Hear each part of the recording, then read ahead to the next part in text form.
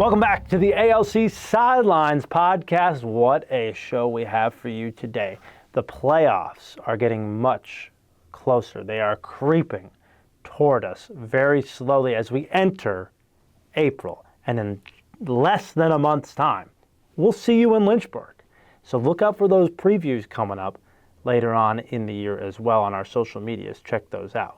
We welcome you into the ALC Sidelines Podcast. I'm Dan Zumpano, here with you again for another episode. Today we're talking with the folks from East Carolina today. East Carolina Pirates, who have all of a sudden, maybe a little earlier than expected, found themselves in the heat of the playoff race.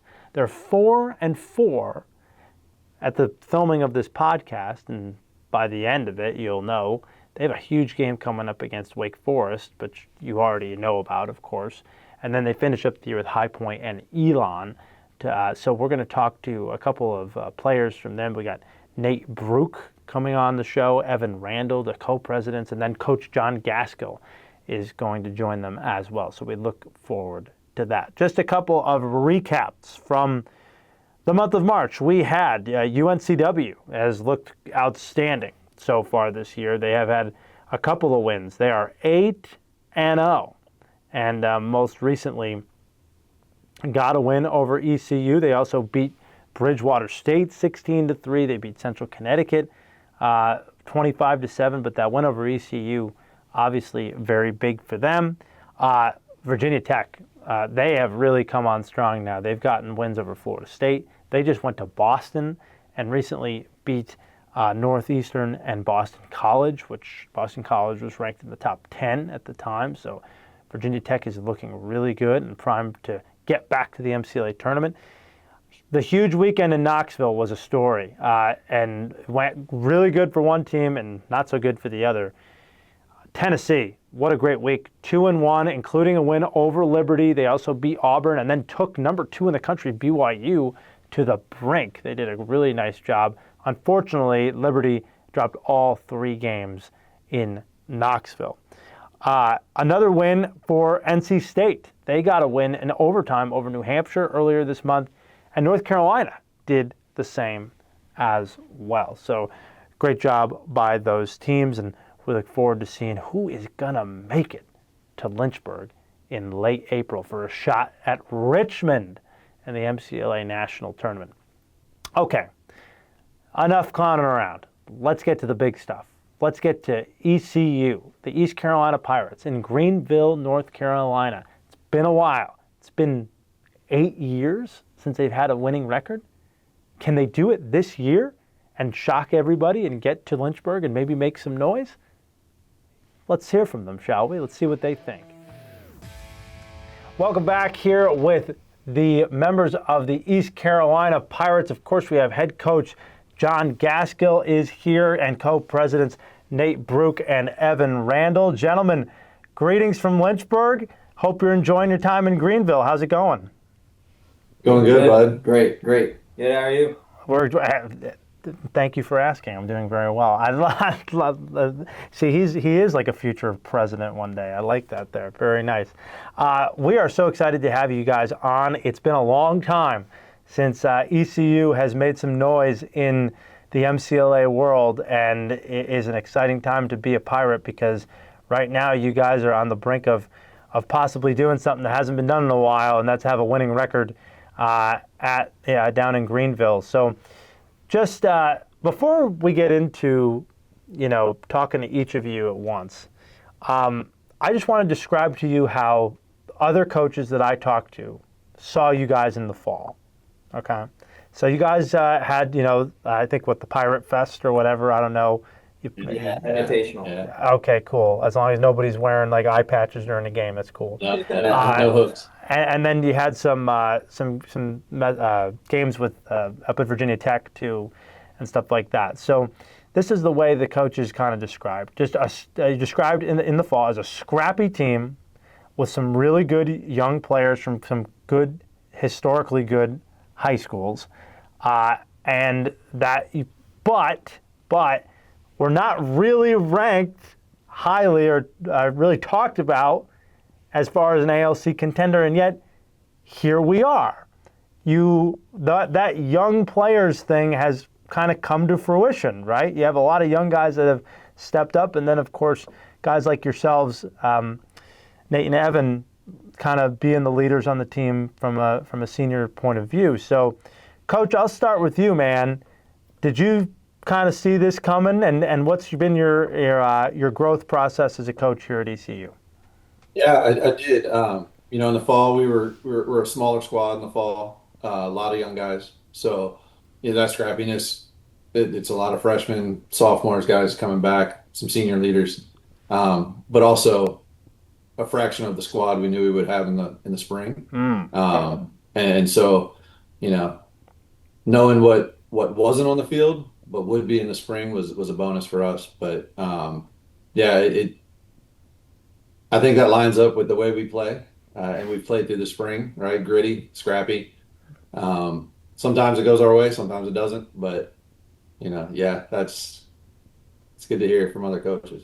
Yeah, I think so. And you obviously have put some people on notice. I've had some big wins, and we'll talk about some of those wins and how the season has gone. But guys, from your players' perspective, what did you see coming into this season after, it was a little bit of a rough year last year, no question. And, since, I don't know how long you guys have been at ECU, so I would love to hear your stories as we go forward. But how did you view the team in the fall, and how has that changed or maybe come to fruition in the spring?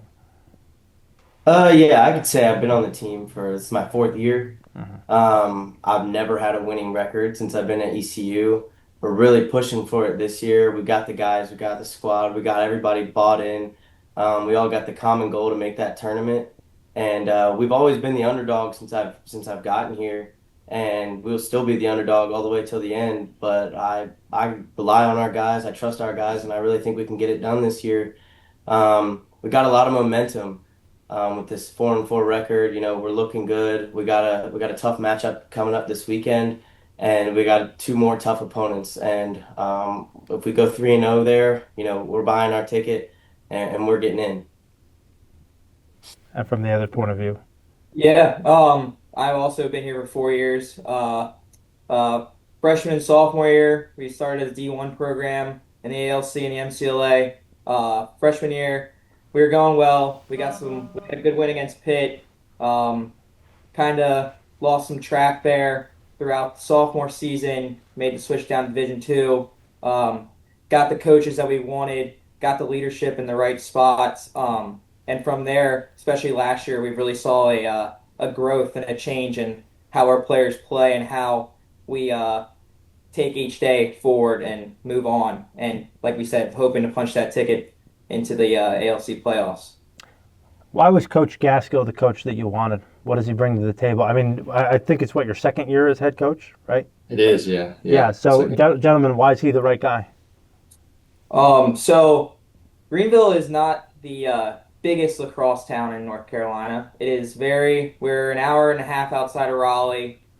Previously, our head coaches have been past players that have graduated the year before that are still around college, stuff like that. And it really wasn't working. I mean, we were having conflict issues, stuff like that. Nothing against that, but getting somebody like Johnny and having somebody that's completely disconnected from our team and be able to take all of the responsibility out of the presidents and the captains for those lines and stuff like that, and having the control up top from somebody that the players don't know on a personal level really helped us and has pushed us to that next level, I feel like. Yeah, I could piggyback off that and just say we've had a complete culture swing, having a real adult figure as our coach. Someone to make correct lines, make adjustments, put people in their place when they're out of line. And we've had a problem with that over the years of not real leadership on the team. And as of the last couple of years, we've developed real leadership and real leadership roles. And Coach Gaskill has been nothing but, perfect in that aspect of making sure we're held accountable. And that's really the big swing and the big change. And, we're doing really well now. Coach, You know what I mean? Jeez. I like that. I like that. Coach, I've been covering this conference since its inception in 2021. And ECU has definitely gone through some struggles. There's no question about that. And the move down to D2 happens. Why did you choose this place? What kind of led up to those circumstances? And just talk about kind of like your coaching background and where you come from. Yeah, so I'm originally from Maryland, grew up playing the sport. I give these guys my story all the time.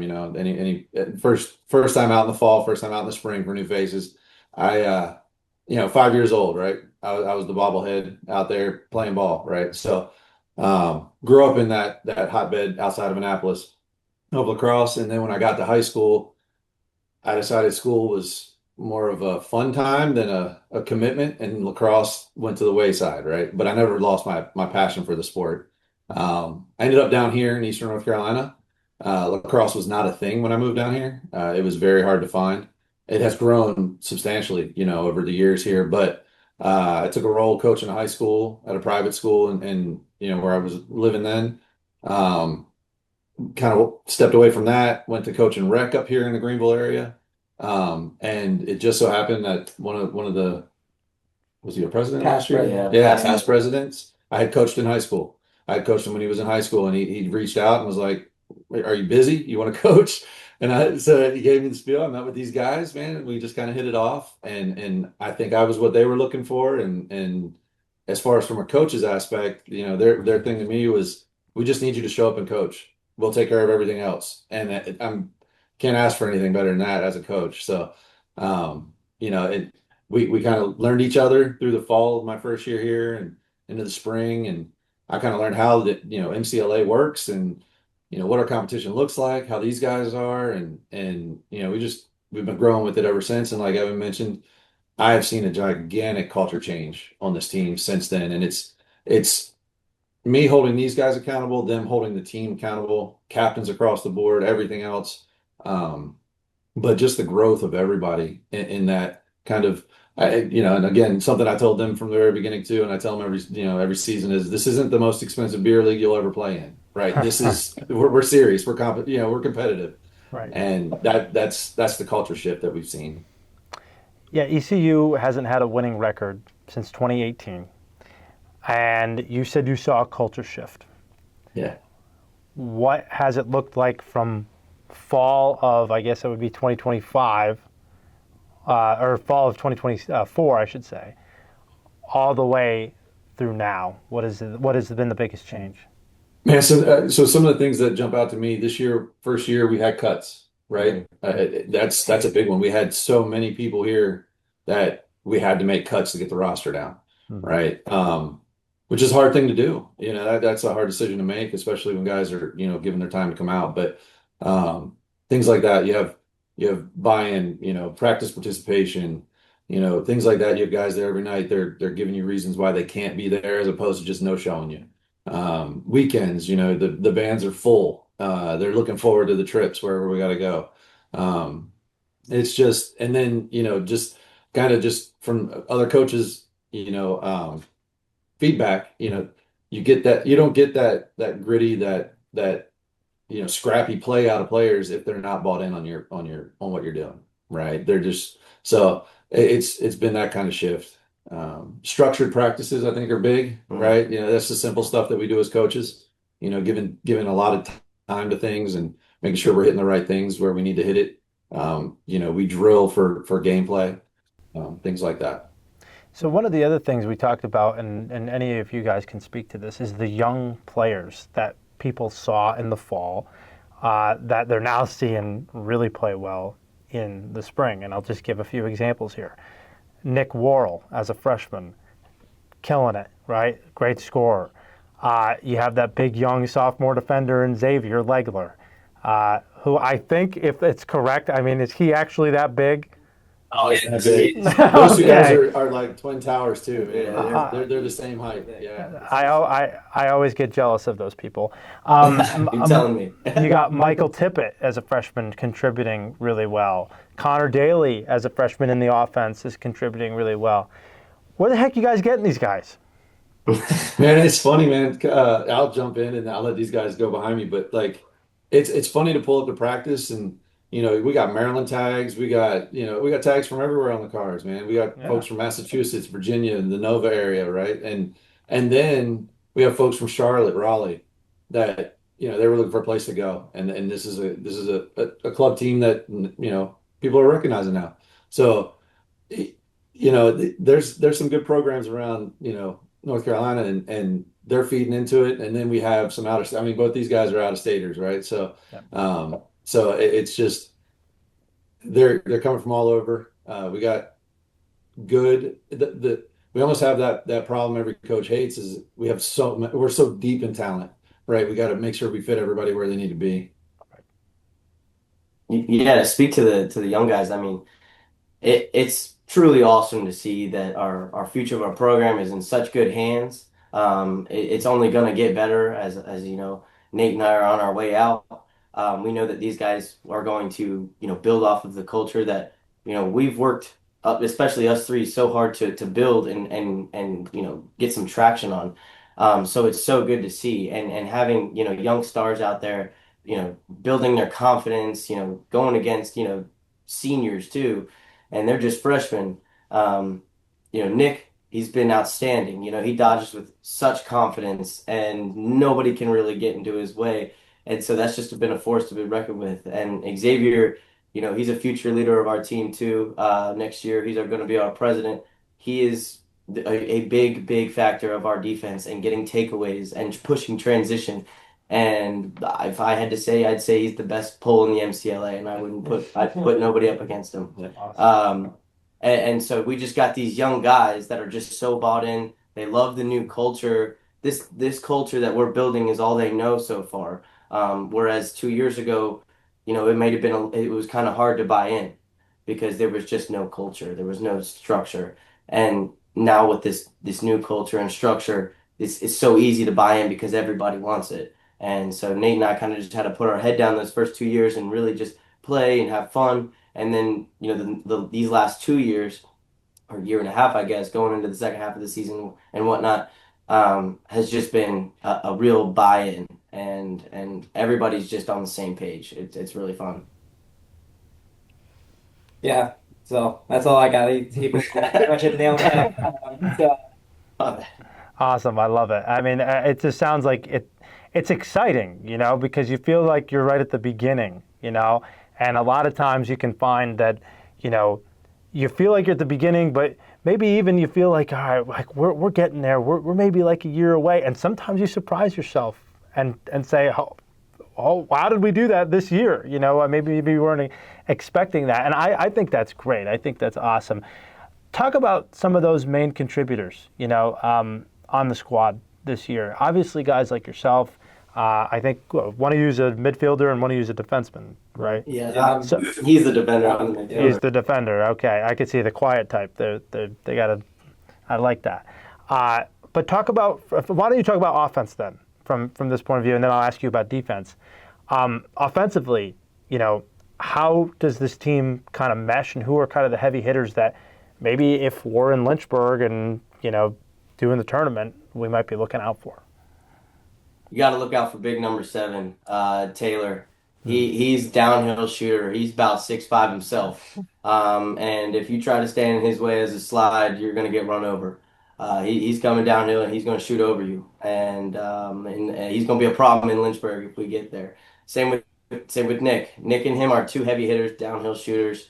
They've got rockets on their shots. They shoot real fast. Then you got, Fields, number 6 at attack, real shifty. You got to watch your ankles on him. He's going to shift you out of your boots. And number 8, Caleb, keep your head on a swivel because he's gonna feed it, and he's gonna find the open guy, and he's gonna find the draw and dump. He's real good at that. So and Connor Daly, he's only building his confidence. He's a young guy, freshman, still trying to work his way up the depth chart as well. But he's heavy hitting too. He's got a good shot on him. Don't sleep on him either. You know what I mean? Nice. So we've got a lot of guys on offense. Very widespread of good young talent. And they're just working together, building chemistry. to build up on, and it's just gotten better as the season's gone on. It's so fun to watch. It's so fun to be a part of, and just watching the team grow and get better every week is truly special. I'll kind of jump in with that too. When we were talking about culture a minute ago, these guys, he's talking about Taylor and Fields. They were the tackmen that I've moved to midi. The culture's there where I've asked them to make a shift for me, and they said, no problem, coach. Right? I mean, we just have so much talent that we have to disperse it to the right places on the fields, and they're bought in on that culture now, right? They'll make that change because they know it's for the betterment of the team. And that's kind of cool to see too. We've had guys change from attack to short stick D, and yeah, they're willing to make these changes, not just to get field time, but just to help the team overall. Better. Yeah. Sure. Nate, you want to talk about the defense? Yeah, I mean, we have obviously Xavier. He's our main guy down there. Force to be reckoned with. Slides hard. Will throw every takeaway check you possibly can throw, and most of the time he's getting that ball out of your stick. Picking up the ground ball, going straight to the goal. He's had a goal almost every game this season. Just pushing transition.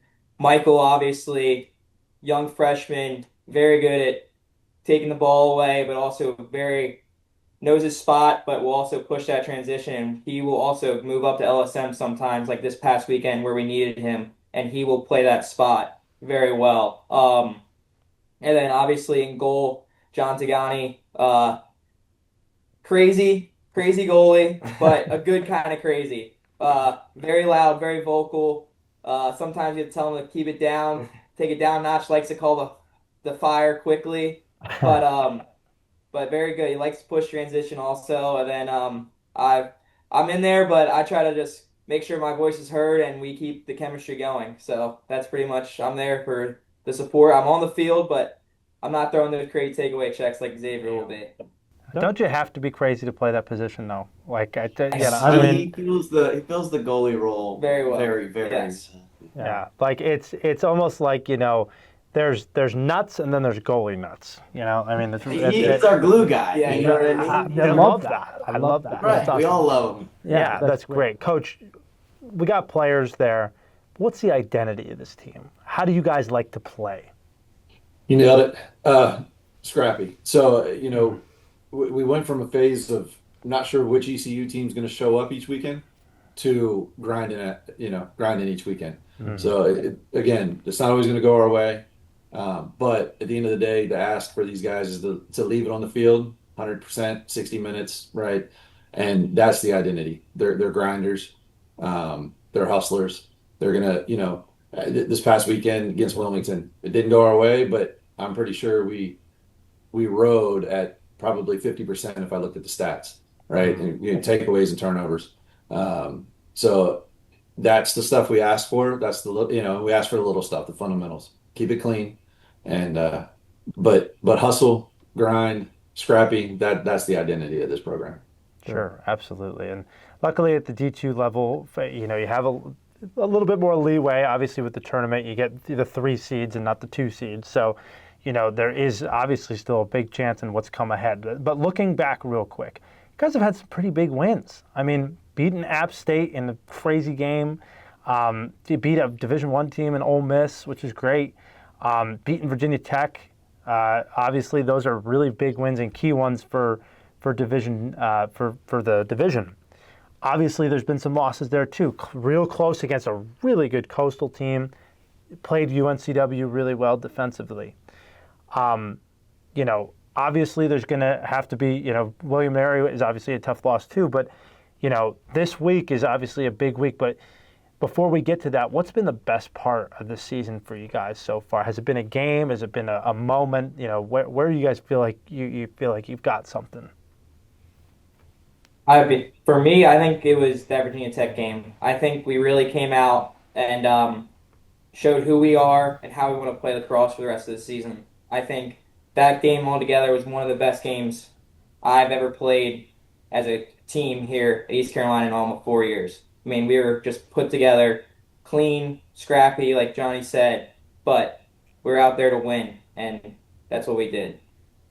Yeah, I'll piggyback off that. I'd say, either Virginia Tech or that App State win. Obviously App State is kind of obviously a rival, North Carolina school, fellow North Carolina school. So winning that game, getting to overtime, high scoring game, and then being able to capitalize at home in front of our fans and friends and family and whatnot was truly special. Everybody got to celebrate together. It truly brought the team together. It capitalized off of we had a tough loss the previous day to Coastal Carolina, and then to come out the next day and win in overtime against App State. I mean, we just don't give up. It doesn't matter the score. We'll never quit. And that's what we really pride ourselves on when you circle back to the word scrappy. It's not dirty scrappy. It's just, we're just like a mosquito. You can't get us away. Myself, I'm a defensive midi, so I'm a mosquito. Like I don't stop, and I feel that defensive midi role is fully like John Zagani in goal. I'm the defensive midi version of that, where you don't give up. You're scrappy. You're dirty. You pick up the ball. You push transition. You talk a little talk. You whatever, just to have a good time out there. But if I were to pick a moment, it would be App State in that victory. Yeah, but don't let this guy undersell himself, man. He broke the seal for us against Wilmington on an offensive side of the ball, so he can definitely take it to the rack too. I love it. I love it. Coach, what does it say about your team? You had some losses and some wins that have been low-scoring games, but you've also beaten some teams with some high-scoring, like against App State, against Central Connecticut. What does it say about a team that can kind of do both, can score when they need to score and then be defensive at the same time, I'll be honest, from a coach's standpoint, it drives me crazy, right? Because like where are our 20-goal games? If we can do it, I know we got it, and then we don't on some weekends. And that's not to take anything away from other teams' defenses and their goal. I mean, Wilmington, right? 10-6 game this past weekend. I'll be honest with you, in a loss, that was probably my marquee moment for the season so far. Non-divisional, but I mean, their goalie was standing on his head all game, and we were just trying to find a way.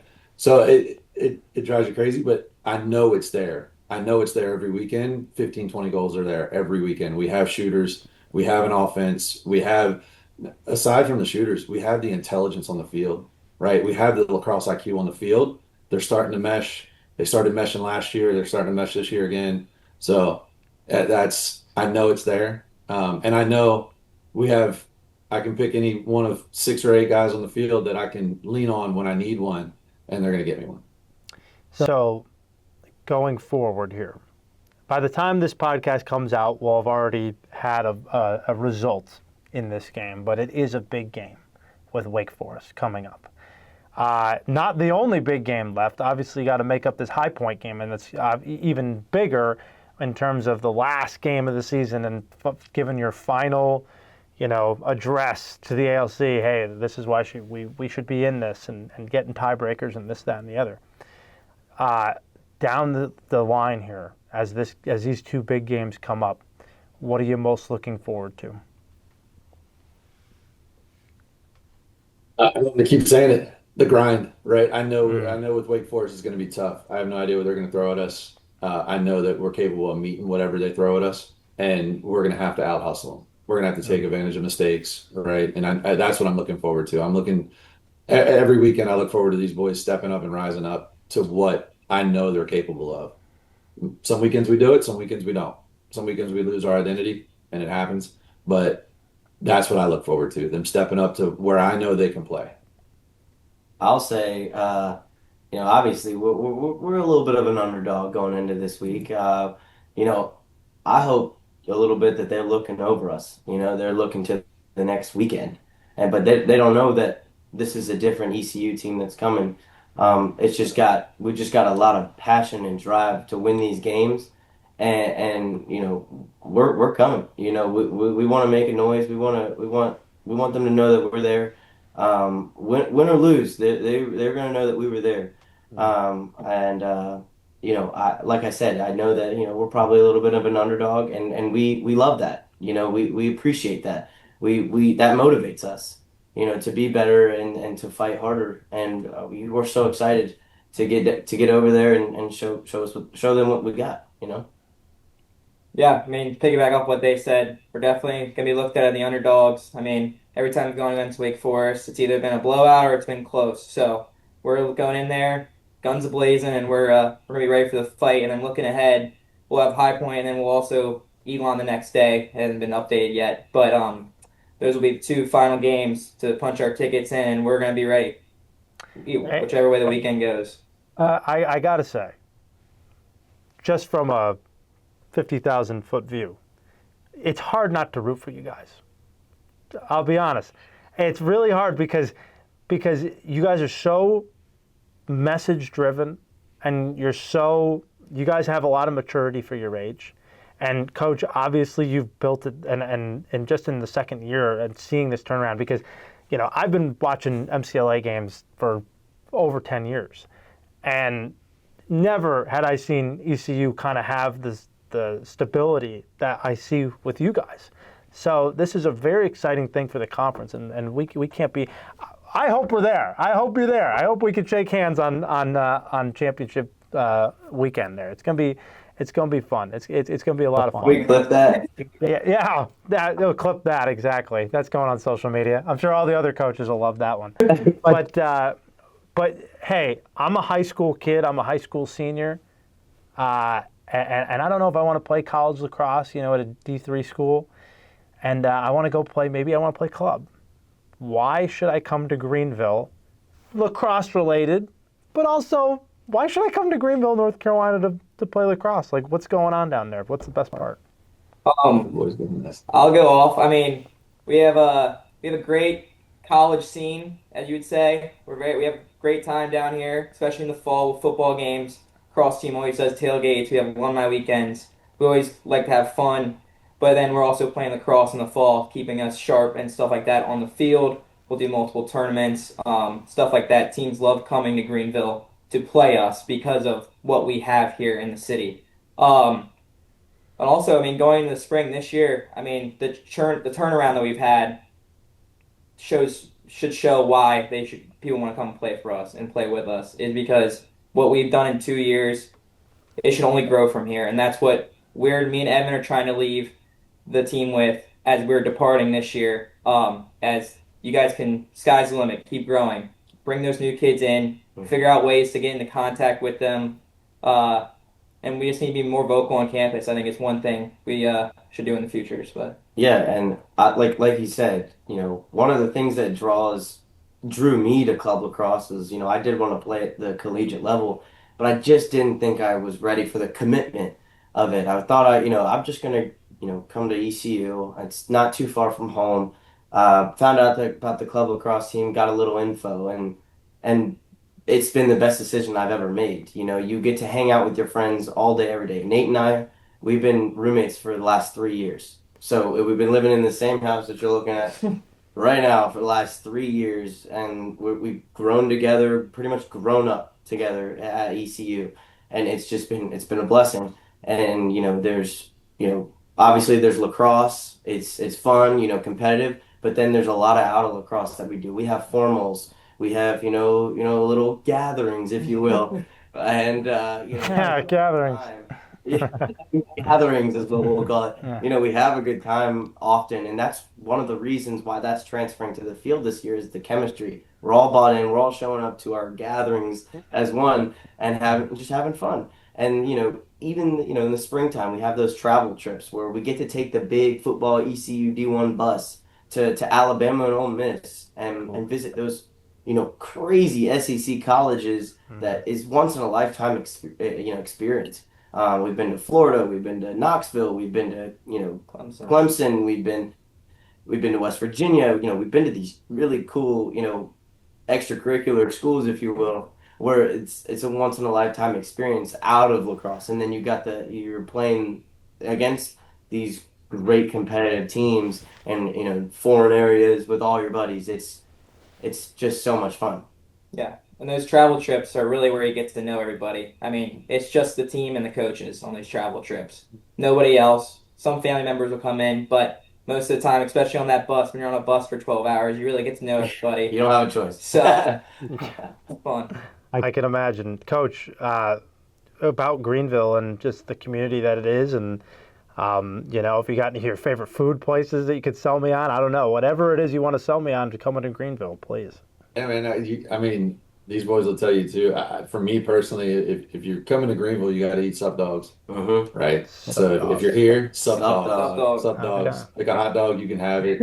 Orange Crush, right? For Yeah, Um, You're making it sound like a Chicago dog or something. Like it's something eclectic, different. Yeah, they have. They're more than your chili cheese dog. Let's just say Okay, all that. right, I like it. It's a good vibe, good atmosphere. I think one of the things about Greenville, man, is Greenville loves the Pirates. It doesn't matter football, baseball, softball, club lacrosse, club soccer. Greenville loves the Pirates. They are bought in on if you're here, you're a Pirate, and that's just it's a good place to be. A lot of purple and gold floating around this town. Yeah, we sounds got like a purple and gold water tower. We do. And a fire Oh. truck. Yeah. And our fire trucks are purple and gold. Yeah. It's a big deal down here. Yeah. Big Wow. deal. We don't They play love about our Pirates. Pirates. a lot of swashbuckling going on down there, it sounds like. That's pretty good. I like that. Well, you mentioned you got to see all these cool campuses and trips. Maybe there's one more that you can come visit in late April at Liberty University. That's what we're looking for. Right. We're 'Cause looking I'll for tell it. you what, you've seen them all, but you haven't seen buildings pop up like this. I'll tell you that. It's like every year there's new things going on here, so it's ridiculous. But it's a really cool atmosphere, and we hope that you guys get the chance to enjoy it and see, and get a chance to see, and be in a locker room that's literally a club lacrosse locker room, but unlike any other really in the country. It's pretty cool. So it's gonna be a blast, and obviously. We hope as many teams as we can get to Liberty at some point, but I think you're holding a special place in our hearts here on this podcast. So we appreciate you guys coming on, man. It's been a blast. Thank you very much. Appreciate you having us, Dan. Awesome. You guys take care, and maybe we'll see you soon. All right. A special thank you to, of course, Evan Randall, Nate Brook, and Coach Gaskell for joining us. Those guys are so easy to root for. I mean, that seems like a great culture change down in Greenville. That could be a team to watch out for maybe later on in April, but even next year, watch out. They have a lot of young players that are going to make a lot of noise. Some big games coming up here in April to close out the year before we get ready for a preview of the ALC tournament. Obviously, Virginia Tech and Liberty going to go on April 2nd, and that game is in Blacksburg. Folks, it's do or die now for the Flames. They have got to get things rolling, and the Hokies right now are looking quite good. So we'll see if they can keep it going. Remember, Virginia Tech has dominated this rivalry. They've won 5 of the last 6 meetings against the Flames. The Virginia Tech D2 team, huge game as well that day against Wake Forest, who of course is the defending ALC champions. We look forward to that game. Clemson, they have got a monster one with South Carolina, who looks to be one of the top contenders for the MCLA National Championship this year. They want to get some revenge. They definitely want to get some revenge after last year's debacle against the Gamecocks.